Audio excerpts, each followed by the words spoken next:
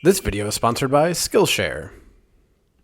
Hey y'all, welcome back to Rogue Trotting. Today we are talking about a topic that we get asked about a lot, especially when we go back to the US or when we're traveling abroad and we tell people that we live in Denmark. And that is, what is Hygge, and is it real or is it just kind of hype?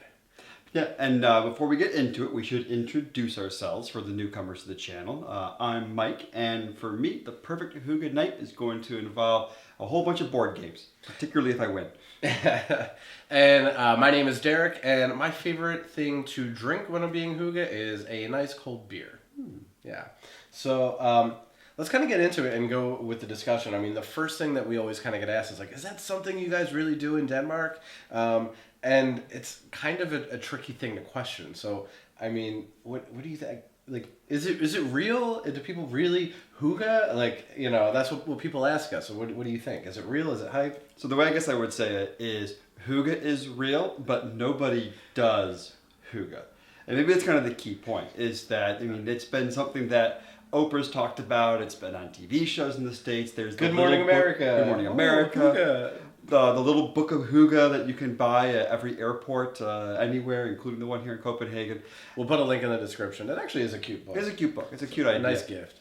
But I think the premise from what we've experienced is if you think you're trying to do Hygge, you're doing it wrong.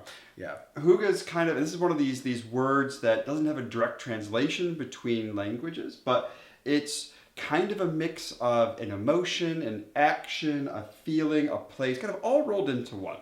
I mean, a lot of times you'll see it defined as cozy or comfortable, but I think it's more the combination of the experience, the intent that really rolls into what Hygge is.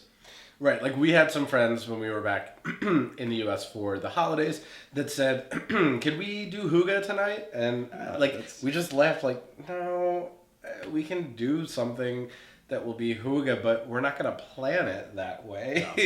It's kind of like saying, "Can we do cool? You know, can we do fun?" Like, it's not. Yeah, that's not what the intent is behind it. But I do think that it gets promoted in the U.S. in a way that makes it seem like everybody in Denmark or, you know, Scandinavia, because all the Scandinavian countries kind of have their own version or word that translates this to this idea that I think Americans have of people just sitting around and it's like you can just like open a box and everything's Hygge with there's a blanket inside and hot chocolate inside and you're just lighting a fire and you know and clothes. Yeah.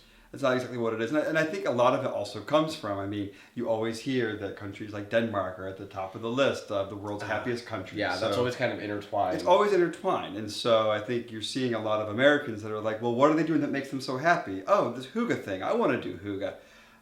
It's a little more complicated than that.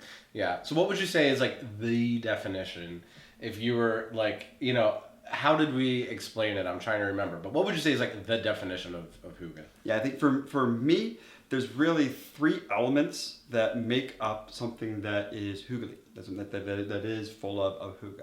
Number one, you have to be present. So what that means is that if you're going to be with a group of friends, then you and everybody else is really in that room, both physically and emotionally at the same exact time. Number two, everyone has to be relaxed. For something to be Hygge, you're trying to have a good time. And so what that means is you're not going to have heavy conversation. Sure, serious topics may come up, but the idea is that everyone should be relaxed. They should feel comfortable. That you're going to be present, you're going to be relaxed, and you're a little bit detached from everyday life. And that's what makes it so nice because you're all in it together, and in that moment, you're all feeling relaxed and pleasant, and it feels like you're removed away from the daily grind of life.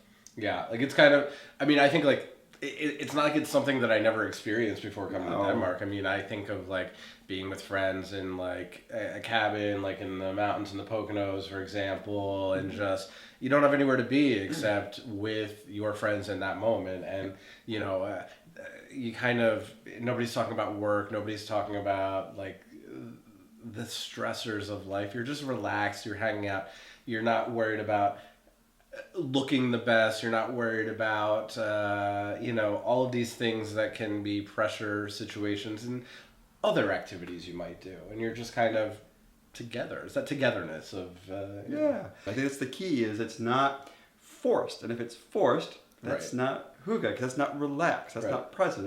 It's just one of those times where you're having a good time. Yeah, it's literally when things are simple and you're not trying that hard. But if you try too hard No, to do it, then you ruin it. Yeah.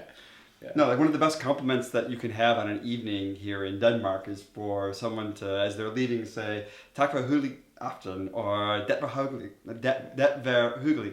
Yeah. So thanks for a hyggelig evening. Right. That Or that was was hygge. yeah. I mean, I think that's what you're looking for when you have friends over, is you just want to be there together. Yeah. So like you said, like it's not like we never did it before we came to Denmark, but how can like non-Danes can experience hygge? Like I don't think that's something that's unique to here, and I think it's different everywhere. Would you agree? Like Absolutely. Yeah. I think like the cliche of a hygge night is you're in a cabin in the snowy woods with friends, and there's a fire, and everyone has fuzzy socks and cozy clothes on everything else. Like, okay, that is by default going to be hygge. Yeah. But you can have something that is hygge anywhere. You can have hygge on the beach. I mean, you'll find that some of probably the most hygge nights that we've had have been maybe in summertime. Yeah. Where we're having a fantastic time with friends in one of the parks or sitting on the harbor. Like, again, the point is being present, being relaxed, and enjoying the company that you're with. Like, that's what makes it hygge, not fuzzy socks and a warm fire, though those things help. Right. Like in American media, I think, whether it's Oprah or Good Morning America or whatever, in the fall or the winter time, the beginning of winter, they'll put out a hygge. Oh, the Danish lifestyle of hygge. And it's great, but they always just think that it's that cliche of fireplace, cozy socks, hot chocolate or wine or hot cider. I will say, like, all these things help make for a hygge night. I mean, think about it, like, the atmosphere you want to set to be relaxed. It's why you have candles, because you want it to feel relaxed and pleasant. Like, sure, you put comfy clothes on because you want to be relaxed. Sure, you have beer or wine or spirits because it's going to help you be relaxed. It's a social lubricant. But that's also like things that are cozy in Denmark. If you're having a hygge night in Brazil, it's probably not going to be with a heavy sweater. You probably don't need the candlelight because it's not getting dark early. Like the things that we do in Denmark are hygge because they're hygge to us. Mm-hmm. But for other people to be cozy, be relaxed, be present, and just have a chill evening at home with friends, like that's going to be different wherever they are. So it's not like it's uniquely Danish, but these things are how we find coziness in Denmark. Might not be the same everywhere. No, I think it's a really good point, because the key is whatever makes you comfortable and relaxed is what you should do.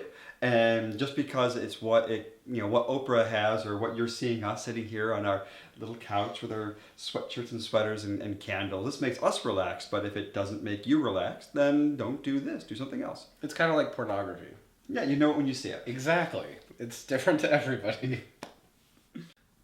Okay, let's take a moment and talk about some of our favorite things to do during hygge. Board games you mentioned. Yes, I'd say probably my favorite thing is playing games with friends. I'm competitive, but it also relaxes me, and it's a great way to play the variety of board games, and we've discovered a lot of new ones as we've met new friends that have new favorites they bring to the table. Literally. Yeah. And it's cool having like some international friends that can show you some different things too, so that's been fun for us. Yeah, another thing that we've been able to do with hygge is actually part of the sponsor of this video with Skillshare. So we've been able to do a few courses, especially during the winter time here, where there hasn't been as much activities that we can do outside, or different things being closed has been a great way for us to jump into some new skills and join an online community to learn some things that have been really hygge for us. Yeah, the big one for me has been learning how to make sourdough bread. I think the last couple of winters I've really gotten into baking. I find it quite relaxing being in the kitchen. And being able to make my own sourdough bread has been really cool, and Skillshare's helped with that. Yeah, and one course that I recently did is actually by Jonathan Van Ness, who you may know from television on Netflix, and it's been about self-care, which is obviously super important all year round, but especially in the kind of the winter time, very hygge season. There's even a part on like a spa at home kind of experience. So taking care of your skin, really important during winter, very Hygge to relax with a face mask. So it's been really cool for us to be able to do that and enjoy that and incorporate it with our Hygge. Want to check out Skillshare yourself? The first 1,000 people to click on the link in the description of this video will get to try Skillshare free of charge for 30 days. Join their online community of curious learners, including the two of us. So I guess in conclusion, when it comes to Hygge, it's a little bit of hype and it's a little bit real. And the key is just do what makes you feel comfortable, be present, be relaxed, be detached from everyday life, and that's how you can get to experience Hygge just like the Danes. Yep, and wherever you live, it may be a little bit different for you. So find what matters to you and do it. Absolutely. So maybe something relaxing for you is watching YouTube videos. And if that's the case, make sure you give this one a like. And don't forget to subscribe to our channel if you haven't done that already. And hit the bell for notifications so that you can watch all of our videos as soon as they drop. And thank you guys so much for watching with us today. We hope you enjoyed it and learned a little bit more about Hygge. Make sure to click the link in the description so that you can sign up for Skillshare. They've given the link for us to be able to give all of you 1 free month of Skillshare so you can check it out, find something that inspires you, and incorporate that into whatever it is that's Hygge for you this winter. Thanks a lot, guys. Hi. Hi.